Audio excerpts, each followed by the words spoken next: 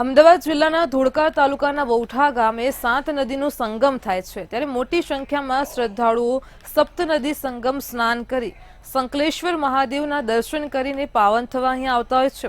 તો ગુજરાતના બીજા નંબરનો મેળો અહીં ભરાય છે. આ મેળો 5 દિવસ રાત દિવસ સુધી ચાલે છે, પરંતુ આ વર્ષે 6 દિવસ સુધી ચાલુ રહેશે. ત્યારે કાર્તક 11 થી પૂનમ સુધી મેળો યોજાય છે. આ મેળાની તૈયારીનું અમદાવાદ ડીડીઓ દ્વારા નિરીક્ષણ કરવામાં આવ્યું છે.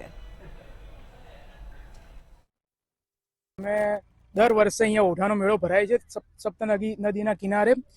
દર વર્ષે 5 દિવસનો ઓઢાનો મેળો માણવા બધા અહીંયા આવે છે અને તમે અહીંયા જોઈ શકો છો, બધા અહીંયા તંબુ નાખીને રહે છે 5 દિવસ.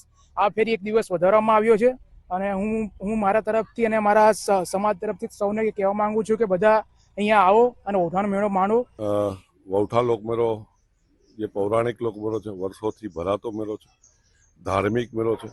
અહીંયા 7 નદીનો સંગમ સ્થાન થાય છે અને લોકો 7 નદી સંગમમાં સ્નાન કરવા માટે કાર્તિકી પૂનમના દિવસે એટલે 11 થી પૂનમના દિવસે લાખોની સંખ્યામાં લોકો સ્નાન કરવા અહીંયા આવે છે.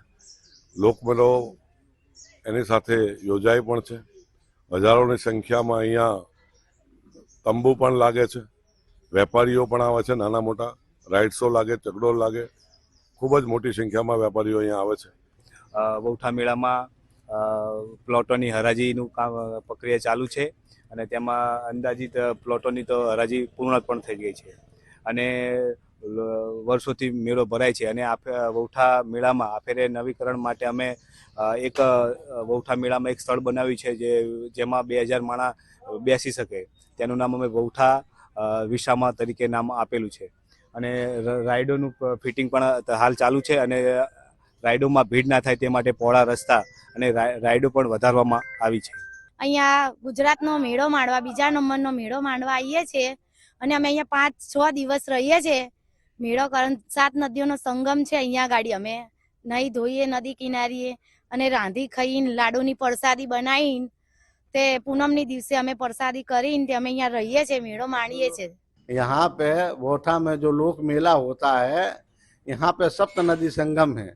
उसमें नदियों का नाम है साबरमती, हाथमती, मेसव, खारी, वातिक, शेरी न माजूम. ये 7 नदियाँ यहाँ इकट्ठी होती हैं तो यहाँ पे सप्त नदी संगम हो जाता है और मेला के समय पर लाखों की संख्या में लोग यहाँ दर्शन करने आते हैं. नदी किनारे पिंडदान भी करते हैं, जो यज्ञ हवन है वो भी नदी किनारे करते हैं. और जो महत्तम गंगा